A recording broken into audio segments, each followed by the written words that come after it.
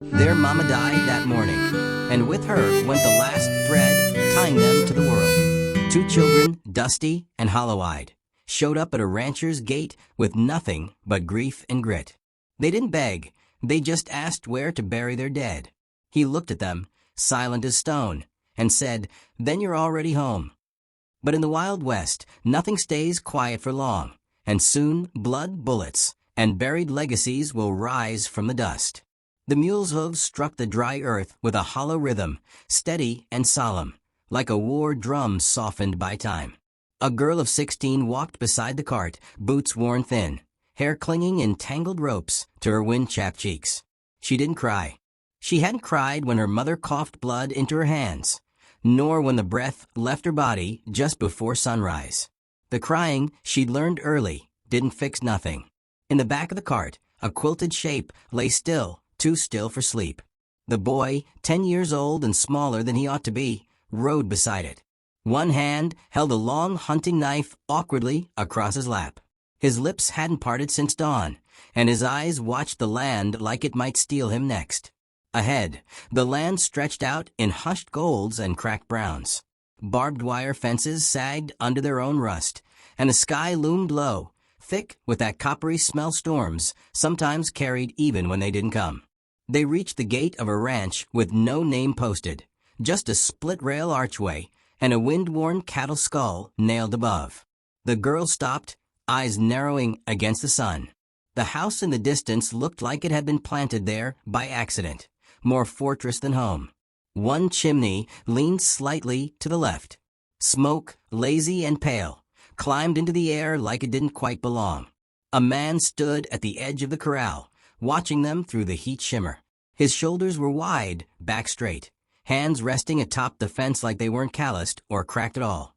The brim of his hat shadowed most of his face, but the way he held still, like a man measuring wind for signs, said more than any greeting. The girl squared her shoulders. "We come from the east," she said loud enough for the prairie to carry it. "Mama died this morning." The boy glanced sideways at her, his mouth trembling like he might finally speak. He didn't. The man didn't answer right away. He pushed off the fence slow, walked toward them in measured steps, boots crunching grit. Up close, his face showed a map of sun and shadow, lines carved deep, eyes a gray that didn't blink quick. "We got nowhere to go," the girl added. Her voice was still flat, like she'd said it to herself 100 times already. The man looked at the body in the cart, then at the boy, then back at her. He didn't ask what happened, didn't ask their names, just watched like he could read the story in their bones. Then he said something so quiet the wind almost swallowed it. "Then you're already home." The girl blinked, the words not quite registering. "What?" He turned toward the house. "Unload the body. You'll bury her west of the barn, where the wild iris grows. I'll fetch shovels." It was no kindness in his tone, but no cold either. Just fact. They laid her mother in the earth by sundown. The man dug beside them without comment, never once stopping to catch his breath. The girl didn't weep. She pressed the soil down herself, firm and careful, like tucking in a blanket. The boy laid a carved button from his pocket atop the dirt mound. That night, they ate at a long table too wide for 3 people. A pot of beans, half a loaf of cornbread, water from the pump. The girl caught the man watching the boy's silence, not with pity, but something heavier. Like he knew that kind of quiet, once. "Y'all got names?" he asked finally, not looking up from his plate. The girl hesitated. "Reckon we do." He nodded once, like that was answer enough. The house creaked in the wind, old boards settling around new ghosts. No photographs on the walls, just a rifle above the hearth and a woven blanket draped across an empty rocker. The girl noticed a second plate on the counter, untouched, dust gathering along the rim. After the boy fell asleep curled at the foot of an unfamiliar bed, the girl stepped onto the porch. The stars overhead were ruthless in their clarity. Everyone looked like a pinhole in something too big to name. The man sat on the edge of the porch with a knife in hand, sharpening it slow. "You military?" she asked, not to be rude, just to know. "Was. You kill folks." He paused, then resumed scraping the blade. "Not for a long while. She didn't press further. The silence between them settled like old dust. Not threatening. Not safe. Just there. "He don't talk," she said after a while, glancing back at the door. "I noticed." He saw it. Her dying. She asked him to get me. He didn't. Froze. The man didn't respond. Didn't nod, didn't sigh. Just kept sharpening. After a long stretch, he said, "Freezes don't last. Come thaw, they move again." That night, in a room that smelled of pine and gun oil, the girl wrapped her mother's shawl around her shoulders and stared at the ceiling, unable to sleep. She thought about the way the man had spoken, like words weighed something, like he counted each one before letting it out. In the morning, she woke to find the boy already outside, crouched near the corral, watching a mare give birth in quiet wonder. The man stood a few feet off, arms crossed, not saying a thing, just letting the boy watch. The girl stood in the doorway a long time, hands clenched in the shawl. Something inside her shifted, not broken exactly, but bending, reaching. When the man glanced up and saw her watching, he didn't wave, didn't smile. Just nodded once, slow and certain. She nodded back.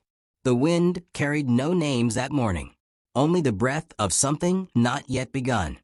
The house did not speak. It creaked, it settled, it breathed through drafty cracks and beneath warped floorboards, but it did not speak.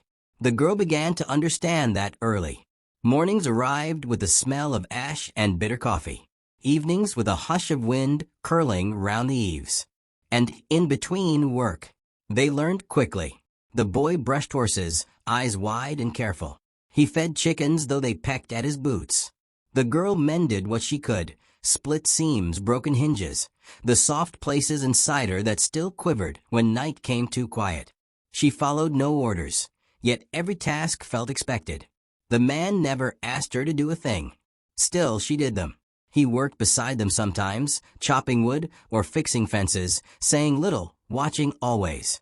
He moved like someone who'd survived many winters, practical, grim, but not cruel. If he saw her struggle lifting the water bucket, he didn't offer help. If the boy dropped the feed scoop, he didn't scold. They were expected to manage. And strangely, they did. One morning, the cook returned. She rode in on a piebald mare, feathers tied to her saddle horn, a hawk feather braid down her back, skin like river stone, voice like a rasp over flint. The girl had been hanging laundry when the woman dismounted and looked her over without blinking. "You're new." The girl nodded. "Mama died. We come." M.M. The cook stepped around her, as if assessing more than clothes and bones. "Got fire in you. That's good.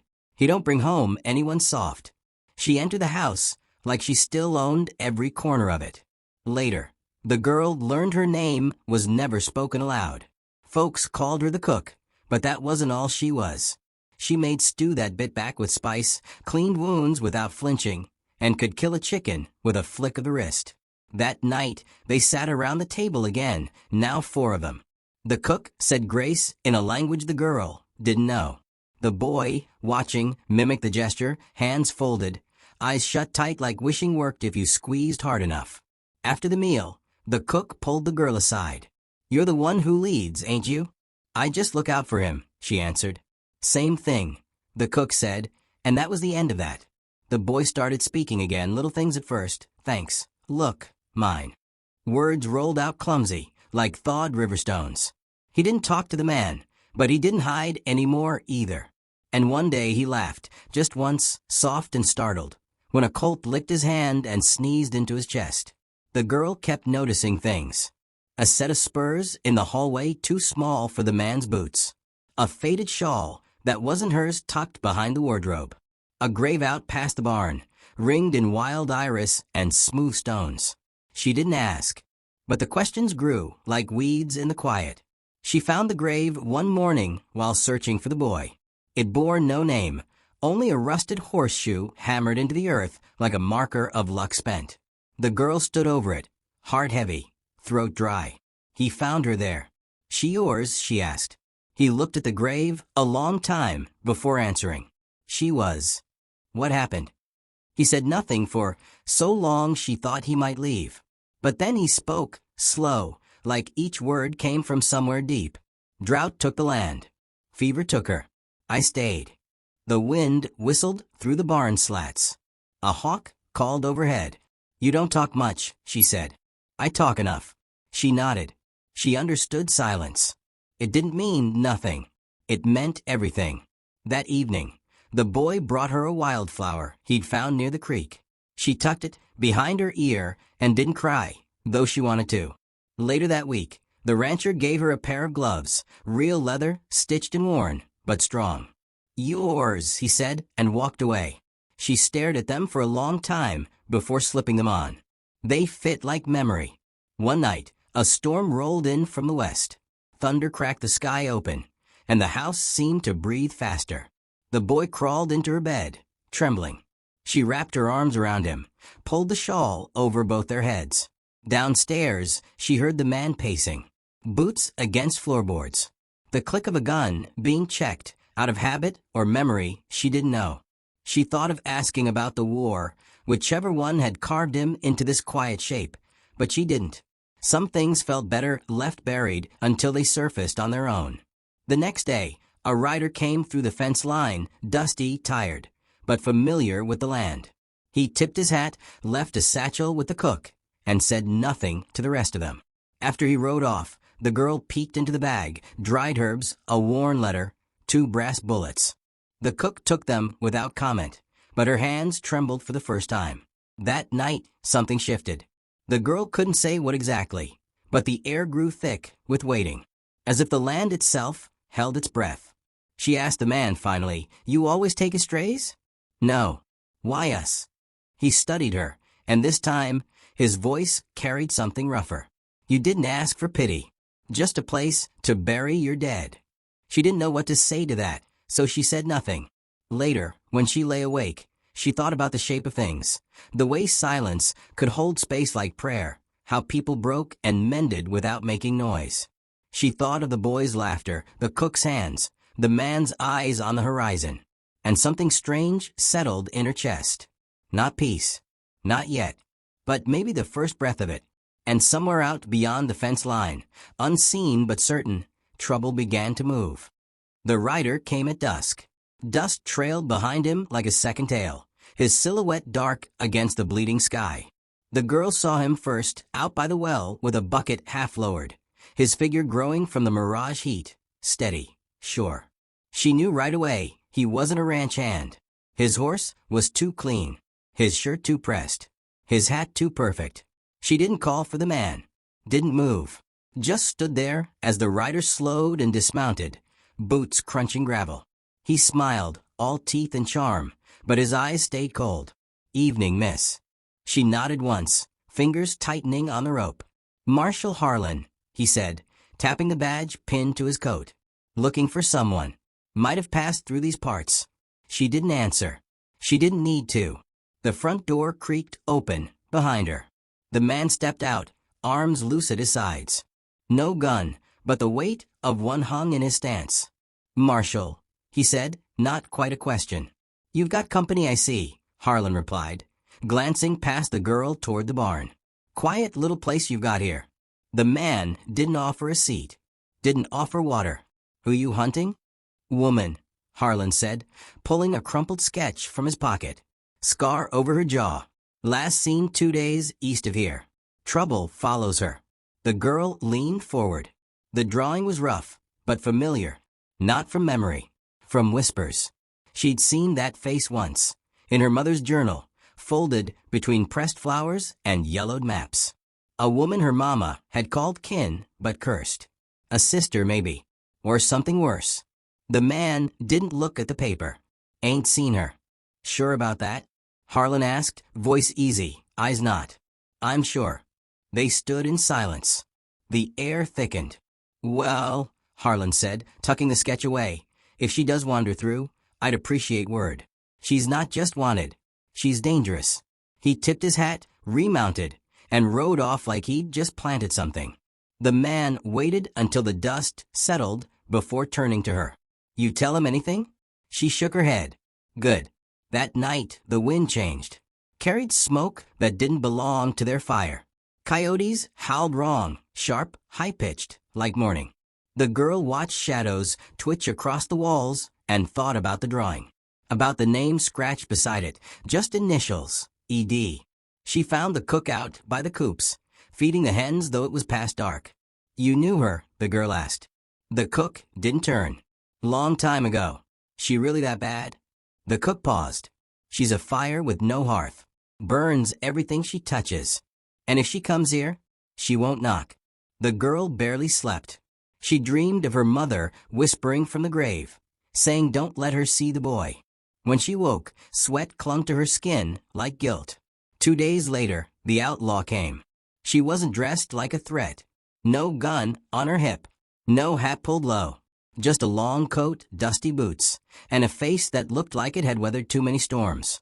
Her eyes were the same as the girl's, storm-dark, sharp. And that scar, deep, curved like a second smile, split her jaw. The man met her at the gate. Didn't invite her in.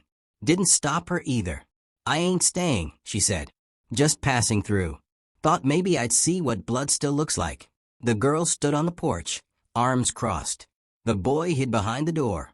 "You're her," the girl said flatly. The woman smiled crooked. "Guess I am." "Why now?" The woman shrugged. "Word gets around. Dead sister. Lost kids. Soft rancher. Thought maybe I'd lend a hand." The man said nothing. Just watched. "You ain't here to help," the girl said. "No," the woman admitted. "But I ain't here to hurt you either." "Then why are you here?" The woman's gaze drifted to the barn, to the corral, to the boy's small boot prints in the dirt. "Because there's land with my name on it. And people chasing me who want it more than I do. You think this place is quiet? It's just sleeping. When it wakes up, it's gonna eat you alive. You want the boy." "No," she said, and something flickered in her voice. "But someone will. He's the last blood with a claim to half a county. And that's worth dying over." The girl felt her stomach twist. "Mama never said." "She didn't want you burdened." She stepped forward, too close. "You've got a choice," she said. "You can come with me, both of you. I've got friends west of the divide. Places no marshal can reach. Or you can stay here and get buried in someone else's war." The girl looked to the man. He didn't move. Didn't speak. "You knew," she accused. He nodded once. "You were gonna let it come. I was gonna let you decide." "Why?" "He's just a kid." "He's not just anything. He's yours." The girl's hands trembled. The shawl on her shoulders felt heavier than before. The woman stepped back. "I'll be at the old trading post till sundown. Then I'm gone." She left without a glance back. That night, the girl paced. She didn't eat. Didn't sit. Just moved, burning the dirt beneath her boots.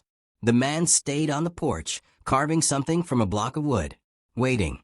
Finally, she sat beside him. "Why'd you take us in?" she asked. He didn't look up. "Because I owed someone who once did the same. She died. Doesn't mean the debt's paid." She stared at the stars. "You think we're safe? I think nothing out here is." "What would you do?" "I'd stay. Make em come to me. And I'd be ready. She might come back."